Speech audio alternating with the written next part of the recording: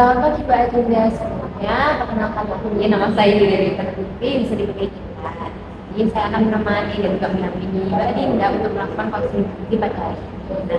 Nah, sebelumnya mungkin saya ucapkan terima kasih kepada Mbak Adinda. Saya sangat mengapresiasi Mbak Adinda untuk mau mengikuti dan melanjutkan vaksinasi ketiga pada hari ini. Mungkin di vaksin ketiga ini Mbak Adinda bisa menceritakan atau mungkin apa ya, mendengar menceritakan gimana keluh kesahnya Mbak Adinda, terus hambatan apa aja yang dilalui saat vaksin satu, terus vaksin kedua, saran-sarannya yang dilakukan. Oke.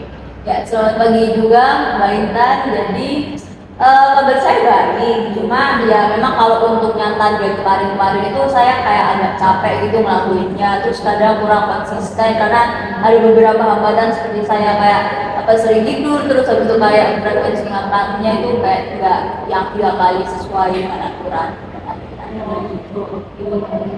Dan sebelumnya saya validasi ya rasa capeknya Mbak Adinda, terus juga mungkin bosan ya untuk melakukan cara-cara yang baru karena adaptasi untuk perilaku baru itu memang perlu waktu yang lama, terus juga perlu membiasakan diri menjadi orang yang baru juga mempunyai kebiasaan yang baru juga.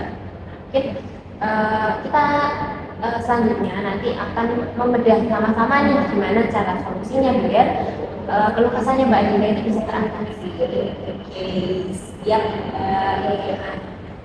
Nah, ini Mbak Adinda, kalau boleh tahu nih apa alasan yang Mbak Adinda bangun di dirinya Mbak Adinda itu mungkin kayak kenapa sih Mbak Adinda itu mau memperbaiki pola makannya Mbak Adinda, mungkin karena alasan eksternal atau alasan diri sendiri. Untuk alasannya sendiri sih, kalau saya pribadi nih ya, saya itu kayak ingin hidup lebih sehat dan kan kemarin udah diukur itu ya, berapa IMT saya kan underweight gitu. Nah jadi saya kayak mau coba menormalkan IMT saya dan juga mengubah pola makan saya 3 kali saya sesuai dengan aturan yang benar. Mungkin saya langkah Mbak Adinda untuk mau merubah diri untuk menjadi lebih baik, dari status gizinya untuk menjadi status gizinya normal itu udah bagus banget, keinginannya sudah ada. Saya apresiasi itu. Itu berarti tandanya Mbak Adinda itu sudah mulai ini ya kayak peduli dengan dirinya sendiri gitu ya. Ya betul sih Mbak, saya juga merasa sudah mulai ada keinginan untuk merubah perilaku saya kan. Alhamdulillah ya Kak ya, saya juga senang dengarnya karena juga apa namanya Mbak Adinda juga mau berubah gitu, karena saya rasa kalau orang yang mau berubah itu pasti akan ada niatnya dan juga ada eksekusinya gitu. Nah, mungkin ini sih Mbak Adinda, ada nggak yang sekiranya boleh nggak diceritakan mungkin Mbak Adinda pernah mencoba gimana sih yang kemarin, mungkin yang konseling kemarin itu kan ada saran yang lain ya, kayak misalnya makan 2 kali sehari atau yang lainnya itu. Nah, mungkin bisa diceritakan nih kemarin saat melakukan kebiasaan barunya itu gimana aja gitu, mungkin walau sebentar atau mungkin ternyata bertahan hanya beberapa minggu aja gitu. Untuk yang frekuensi pola makan yang 3 kali sehari itu sebenarnya udah pernah beberapa hari itu kayak baik gitu loh, tapi jadi kayak apa ya, udah nyoba teratur tapi kayak ya gitu gara-gara saya minum obat dari psikiatri yang membuat saya mengantuk di sore hari. Jadinya itu kan kayak cuma makan 2 kali karena kan cuma pagi sama siangnya aja, karena sorenya saya setelah minum obat saya langsung tidur. Oke, berarti mungkin di situ ya apa titik kendalanya ya. Mungkin saya apresiasi sih Mbak Adinda udah mulai untuk mencoba berubah ya. Tapi karena gara-gara kendala obatnya Mbak Adinda yang Mbak Adinda konsumsi ini, jadi Mbak Adinda lebih sering tidur. Kalau boleh tahu benar nggak dari karena Mbak Adinda sering tidur itu frekuensi dan pola makannya Mbak Adinda itu kurang dari 3 kali sehari, apakah betul seperti itu? Ya benar sih Mbak, itu apa ya, kayak kadang saya kalau misalnya kan tadi udah cerita ya, kalau tidur saya minum obatnya sore ya, jadi dia tidurannya sore. Nah jadi kayak kadang itu ya makanya 2 kali.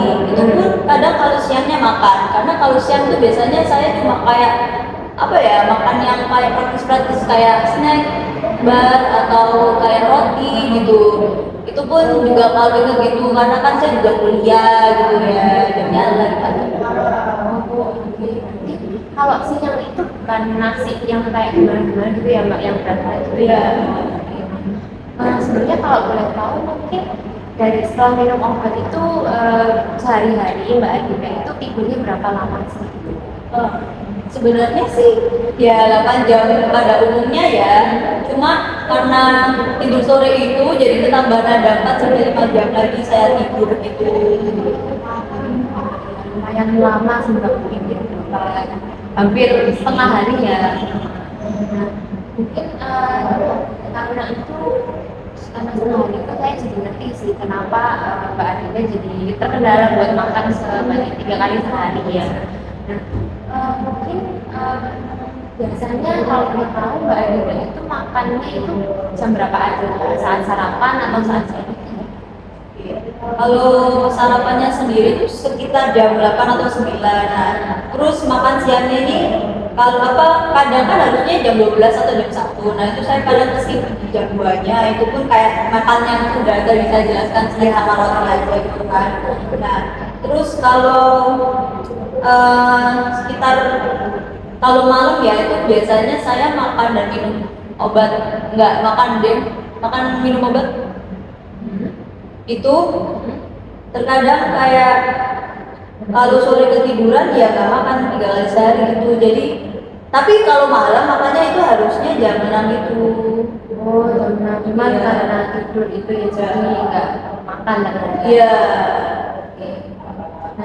kalau boleh tahu mungkin Mbak Adinda biasanya kalau mau makan atau mungkin pas sarapan atau mungkin pas siangnya itu biasanya Mbak Adinda itu masak sendiri kah di rumah atau biasanya beli? Dan juga yang tadi kan kalau siang kan makan snack bar gitu kan, mungkin snack apa aja yang biasanya Mbak Adinda konsumsi saat siang harinya? Mungkin kalau boleh tahu bisa. Kalau biasanya sih karena saya ngekos sama Bude ya, tinggal bersama keluarga. Ya, seperti yang saya ceritakan pada konseling kemarin itu ya, saya kan dimasakin ya itu kalau weekday. Nah, kalau weekend saya itu pulang ke rumah saya sendiri. Yang which is di rumah saya tuh cowok semua nggak bisa masak Mbak, ya gitu Mbak. Jadi kayak lebih ke beli sih. Nah, itu pun kalau beli, kalau enggak ya lupa ya udah gitulah pokoknya. Nah tapi kalau memang kalau di rumah itu prefer kalau sarapan pakai roti sih. Oh, pakai roti ya. Ya sebenarnya nih Mbak Adinda ini nggak kayak merasa kesulitan gitu nggak kalau misalnya nggak dimasakin terus habis itu nggak ada waktu juga buat beli, mungkin ada susah gitu kalau makan tambah susah kalau nggak dibeliin atau nggak gitu Mbak. Bener sih itu Mbak, saya agak merasa kesulitan ya apabila nggak ada yang bisa masak di dalam satu rumah itu kan. Sedangkan kalau misalnya saya di kos kan otomatis sudah dimasakin sama Bude gitu. Iya, kayak gimana ya? Kalau dimasakin itu kan kayak saya pasti makannya on time. Sedangkan kalau beli kan suka-suka saya mau beli jam berapa gitu kan.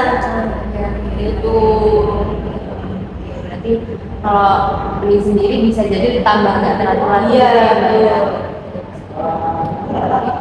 betul. Mungkin kalau misalnya Mbak Adinda masak sendiri itu bisa nggak ya? Mungkin masak yang simpel aja gitu sama nasi. Bisa nggak?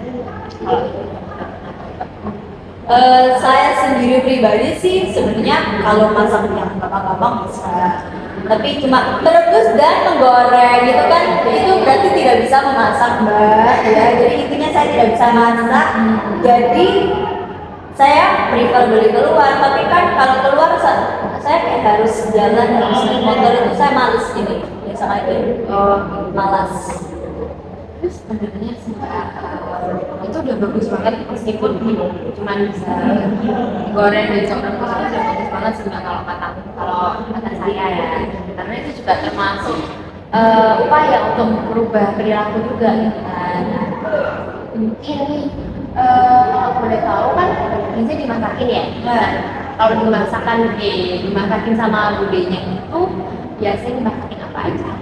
Jujur kalau di rumah bude itu makannya lengkap banget kecuali buah. Kalau buah itu kadang 2 sampai 3 kali per minggu. Nah, jadi kayak nasi, protein hewani, protein nabati, sama sayur itu udah pasti lengkap ada. Nah, biasanya itu kalau karbohidratnya udah pasti pakai nasi sih. Kalau prefernya di rumah bude, orang-orang di rumah bude itu prefernya nasi.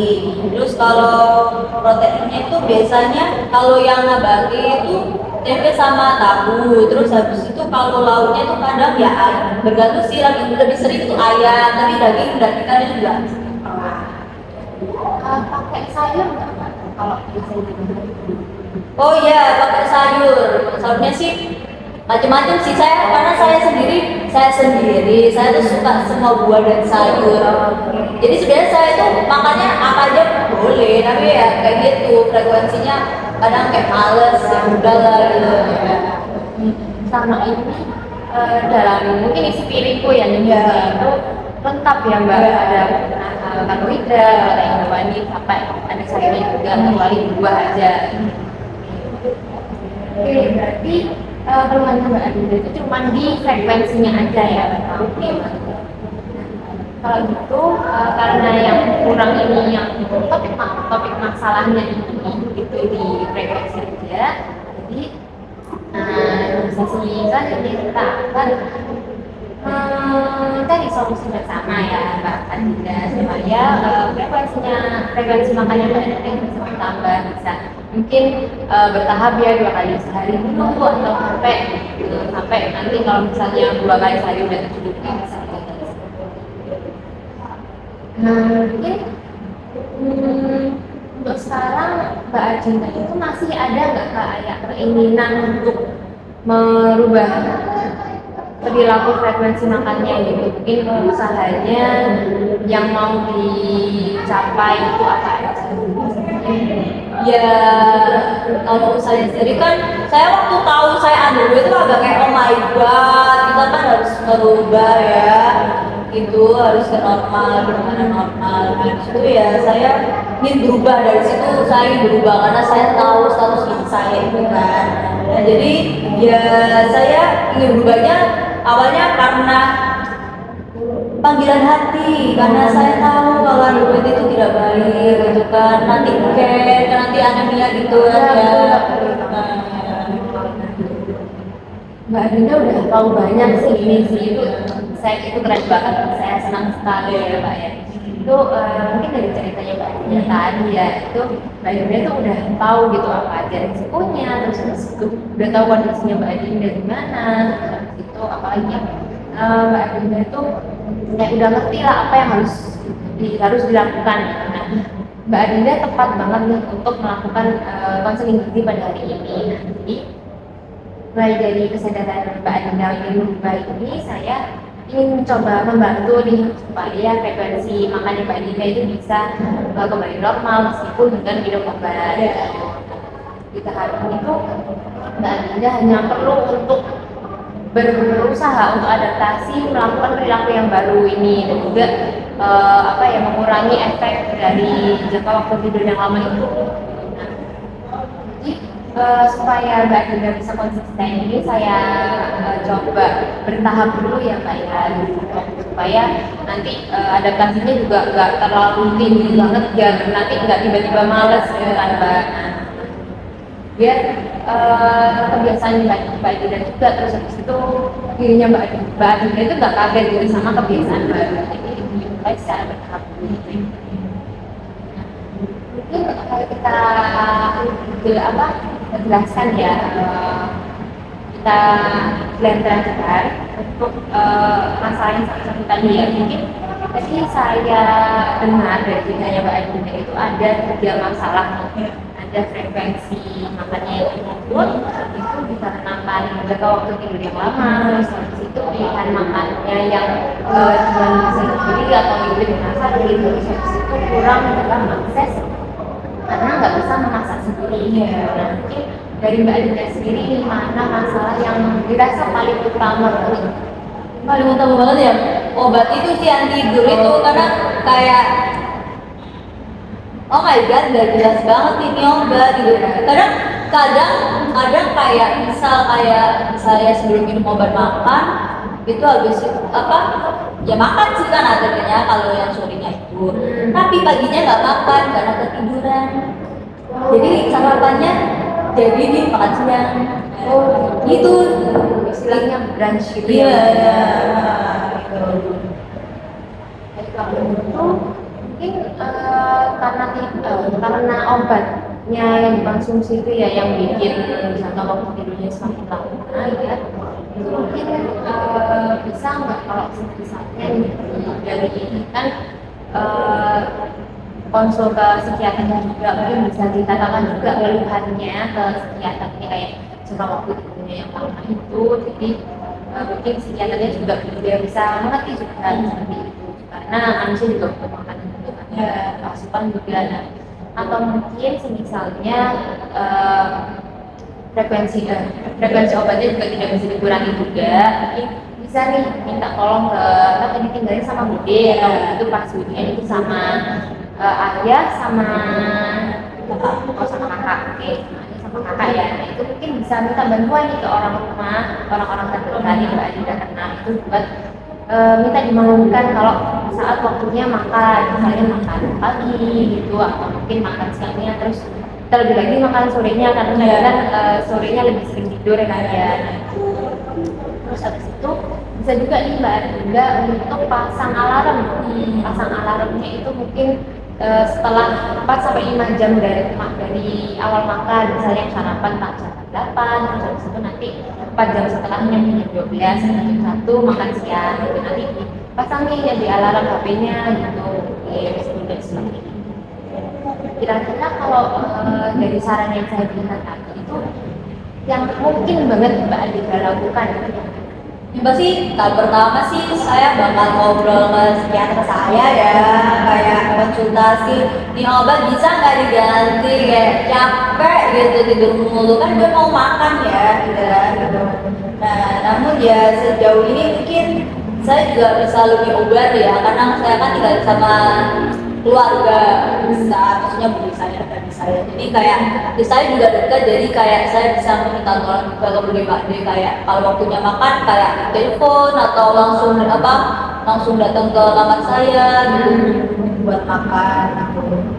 Ya itu sih kalau nanti kalau yang di rumah nih ya, kalau di rumah nih agak susah karena beli ya itu, tapi nanti ya saya coba pasang alarm sesuai dengan saran Mbak Intan tadi bilang gitu.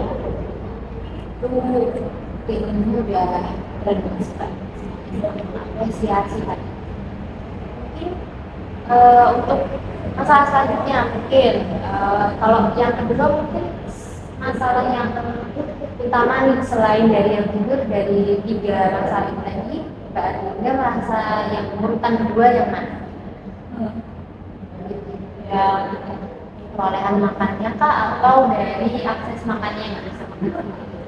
Aksesnya sih Mbak, karena saya kan nggak bisa masak ya dan harus beli itu tadi saya udah jelasin kan, saya males karena harus jalan kalau nggak naik motor itu kayak capek gitu lah gitu, kayak saya lebih suka memang saya prefer itu makan di bude, karena kalau makan di bude itu pasti makan Dan lengkap juga ya,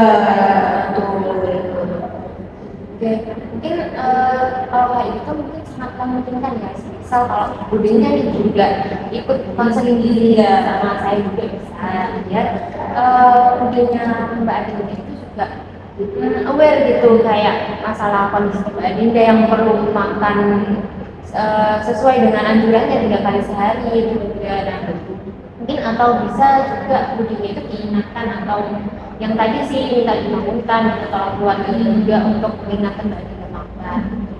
Terus kalau semisal pilihan makanannya itu mungkin ya karena prefer sama makanan yang gede, mungkin budenya juga bisa di ini sih Mbak, kayak mungkin nanti saya kasih catatan untuk budenya juga, untuk Mbak Adina juga, biar yang dimasak itu juga masakan yang ikannya lengkap, terus proteinnya juga lengkap sama sayurnya. Jadi saran yang saya berikan itu dari ceritanya Mbak Adinda ya, itu Mbak Adinda sudah ada di fase preparation itu kayak misalnya Mbak Adinda itu sudah siap untuk berubah, cuman mungkin kurang dari jangka waktunya yang belum konsisten gitu, tapi itu udah bagus banget sih Mbak saya. Cukup juga ikut senang gitu Mbak Adinda udah mau berubah gitu. Nah, supaya konsisten ini Mbak Adinda kita pasang target kecil dulu ya, supaya nanti bertahap gitu cara untuk merubah adaptasi perilaku barunya ya. Nah, mungkin dari Mbak Adinda nih sekiranya kalau misalnya makan 3 kali sehari dengan porsi kecil gitu memungkinkan nggak? Mungkin aja sih, terutama nanti mungkin saya jalan-jalan bawa snack bar sama roti yang biasanya saya beli itu. Jadi kayak nanti misal kayak kan nanti Mbak Intan sendiri tadi sudah bilang kayak saya suruh set alarm. Nanti misal alarmnya bunyi, nanti saya langsung makan itu aja gitu. Walaupun porsinya kecil kan.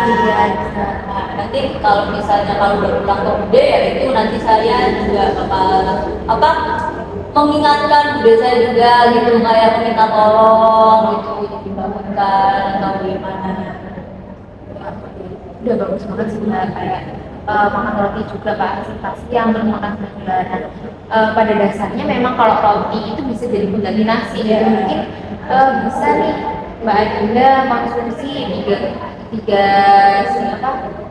tiga lembar roti itu juga bisa, itu setara sama kalorinya nasi gitu Mbak. Atau misalnya kalau terlalu berat mungkin nggak apa-apa kalau cuma 2 atau 1 juga nggak apa-apa, sesuai sama preferensinya Mbak Adinda juga, karena juga kalau misalnya terlalu tiba-tiba nanti juga Mbak Adindanya juga kaget dan lama-lama malah bosen gitu. Jadi bertahap aja ya Mbak Adinda. Oke, kira-kira nih selama sebulan ke depan kalau misalnya perilaku itu tetap dilaksanakan Mbak Adinda, apakah mungkin untuk melakukan target tersebut? Semoga sih ya dengan saya sesuai tujuan dan motivasi saya, kan saya ibu kan. Tapi mungkin ya itu sih yang pertama pasti yang saya lakukan adalah saya juga konsultasikan dulu ke psikiater saya. Kalau itu saya yakin sih kalau Mbak Adinda itu bisa melakukan untuk mengejar targetnya itu. Kalau boleh tahu nih, biasanya mungkin persentase Mbak Adinda ingin melakukan dari saran-saran yang disebutkan itu kira-kira berapa persen? Ya maybe sekitar 60-70% sih kayaknya sih ya gitu. Itu lumayan tinggi sih Mbak, keren banget. Boleh nih dipertahankan dari niatnya terus motivasinya juga, karena juga kalau underweight itu kan ini ya Mbak, nggak bisa jadi gampang lupus juga gitu kan. Mungkin yang sering dirasakan Mbak Adinda kalau saat underweight itu mungkin berat badannya yang juga kurang juga, kayak mungkin Ada angin atau ya, ya bisa itu bisa ya. jadi juga gitu Mbak. Nah, mungkin dari kebiasaan baru yang nanti dibentuk itu harapannya bisa menambah berat badannya Mbak Adinda juga gitu, misal 1-2 kilogram supaya nanti mungkin IMT atau indeks massa tubuh Mbak Adinda itu bisa lebih baik lagi dari yang sebelumnya yang mungkin underweight, jadi menuju ke mendekati normal. Ya, semoga bisa tercapai ya Mbak Adinda untuk target-targetnya, bisa dilaksanakan secara konsisten selama sebulan. Ya sih benar sih Mbak, kayak ya semoga saya tetap bisa menjaga konsisten agar berat badan saya tuh bertambah gitu. Saya juga mau sih Mbak itu karena kan juga kalau misalnya kemarin saya masih termasuk underweight gitu kan. Nanti mungkin kita coba lagi ya, kayak udah bertambah atau masih sama aja kayak kemarin. Ya. Mungkin juga kalau tambah berat badan juga status gizi lemah itu Mbak Dinda bisa berbicara. Ya, biar motivasinya terbangun gitu.